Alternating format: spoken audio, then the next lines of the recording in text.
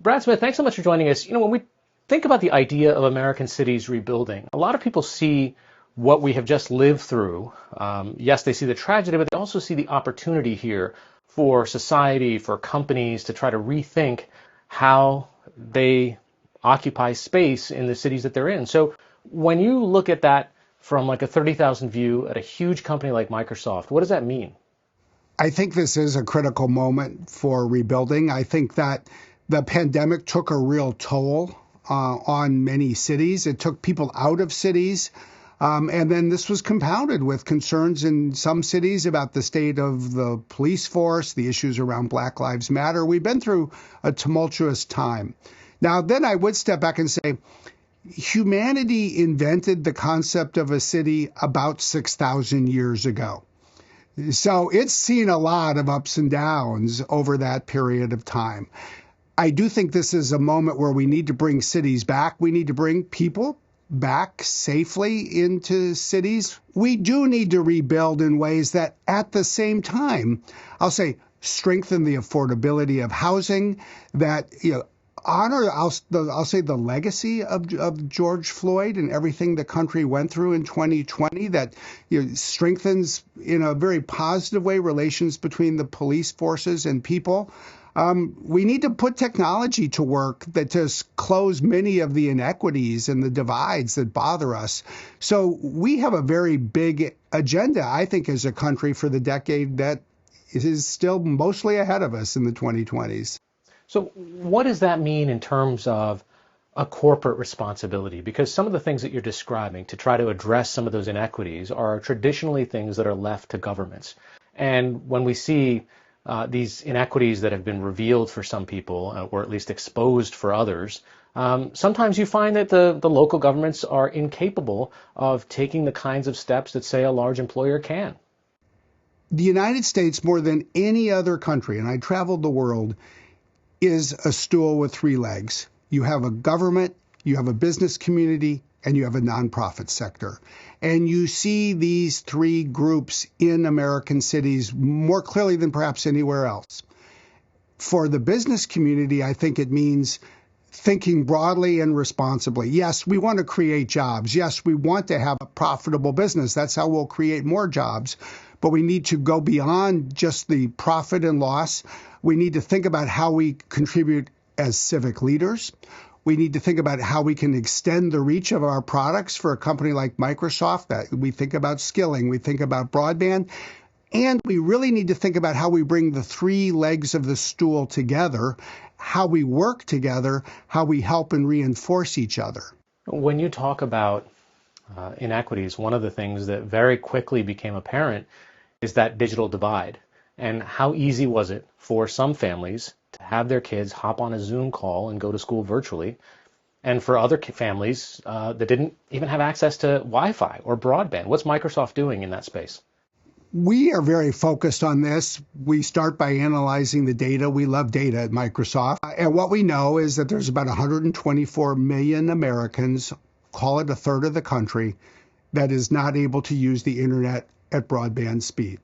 And in some cases, they're in rural communities, but we see them many times in our cities, especially in less privileged groups. We see an adverse impact on African American and Black Americans, on the Hispanic and Latino population. So specifically what we're doing is partnering with nonprofits and with local telecommunications providers to bring broadband on cheaper terms to underprivileged communities. And we're doing this in about 10 major cities across the country. We're trying to create a model that can scale more broadly, especially with the federal funding that comes out of the infrastructure bill. And then we're trying to invest in digital skills, because it's one thing to give somebody a laptop and a broadband connection. It's another thing to help somebody learn how to get the most out of that tool for their lives, whether they're a student, somebody starting a business, somebody wanting to use it as part of a small business. So let's say there's a small business, medium business size entrepreneur watching this conversation, and they're saying to themselves, that's great. Microsoft has a lot more money than we do. What is in it for a company to make these kinds of investments? I mean, is this a tax write-off, a philanthropic benefit? Are you figuring out, kind of what are the long-term trends that you see these things as perhaps investments in? I would put it this way because I think this really speaks to the dynamic more broadly in American cities. At the end of the day, you cannot be a healthy business if you're not part of a healthy community. So what's in it for us? What I would argue what should be in it for any company is an opportunity to contribute to the health of the community. And that will make it easier for a business to grow. And then I'll say specifically when it comes to the opportunities to get engaged in civic activities. I've been involved, say, in the local United Way in Seattle for about 15 years now, or whether it's figuring out how you can take your product and find economical ways to partner with a nonprofit so that others can get a benefit that goes beyond the market itself. You'll find that it's a tool that helps you recruit people, it helps you retain people, it helps you inspire your people with everything you're trying to do as a business. Last time you and I spoke was back in 2019, not really that long ago, but it seems like we've been living through dog years here. And at the time, you had just put out a book called Tools and Weapons, the Promises and the Perils of the Digital Age. Since we spoke, we've had a global pandemic, an election that was tumultuous to say the least, which still has sort of ripple effects and consequences today. And at the core of so much of that was kind of digital infrastructure and how digital tools were used as weapons as well. And so I wonder, not necessarily to get you to write an extra chapter on the spot here, but what is kind of, if you had to update that idea that you were publishing in 2019, what would you add to it today?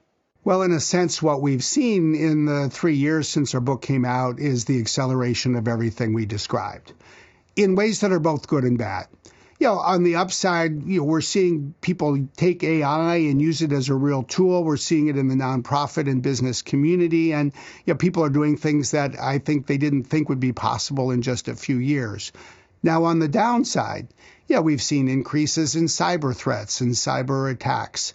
But more than that, I think, and you made this point talking about the pandemic, what we've seen is the digital divide really exacerbate every other divide that we are worried about in our country. The income divide, the racial and diversity divides and the like. And ultimately, the fundamental aspect is pretty straightforward. People who have technology and have technology skills do better than people who don't. And I think we've resolved to some degree as a country through the infrastructure bill to try to close these digital gaps, to bring broadband to everyone. And I think what we should take away from all of this is we better do that. Because if we don't, we're going to see inequities continue to grow in this country. Something that people became acutely aware of was that the impact of COVID disproportionately hit people who were already vulnerable, whether it was economically, and certainly people who are physiologically compromised, whether it was autoimmune disorders or just had to be in a wheelchair for whatever reason, right? I mean, so much of our response to the pandemic in some ways came down to, do you have access? And I think accessibility, when you think about it from a corporate level, what do you do to try to figure out to say, God forbid, if there's something like this again, let's create better on-ramps. Let's not create these gaps that are otherwise the easy part of dealing with a pandemic or a crisis. There's two things we're really focused on. The first is what I would describe as building more digital resilience in cities and in communities. It means working with city planners and the like. It means creating the capacity to expand the use of digital technology should the need arise. It means working with schools so they equip their students with devices so that people have broadband at home, and we really take digital skilling to the next level. I think that is one key thing. And then there's another aspect that I'll point to, and your use of the word accessibility, I think, really underscores this. Fundamentally, whenever you have a technological advance, unless you do something very thoughtful, It's going to help people who are already better off, and it will leave others behind. And one of the things we should always remember about digital technology is that this is also true for the 15% of our people that have some kind of disability, a physical disability, a mental illness. And we're focused on that too. That's why we've really taken some inspiration from the pandemic, and we're doubling down on building technology that's more accessible, designing workplaces so they're more accessible, really trying to create role models for how we work with people, with talent. We recruit them to Microsoft. We try to showcase how beneficial this is for us, and hence we believe for others. Yeah. But it all goes back to, I think, a fairly straightforward proposition. Technology and market forces by themselves will move progress forward, but not equally for everyone. And that's where we need to look beyond the market. It's where we need to ask companies to look beyond just making a profit and invest back in their community.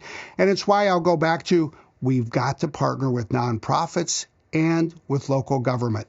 That's where you bring together the people that collectively can solve things in ways that they can never solve alone. I've heard that your company has the equivalent of like a digital equity dashboard, and it has several different indicators. And I'm wondering whether you can share some of that recipe with other business owners on things that they should be looking out for, not necessarily to automatically turn into a triple bottom line business, but some things that they should keep in mind on how their products and services are impacting their customers and community. We have built a digital equity dashboard. We've built it so that anybody can go online and you can access information on a county by county and city by city basis.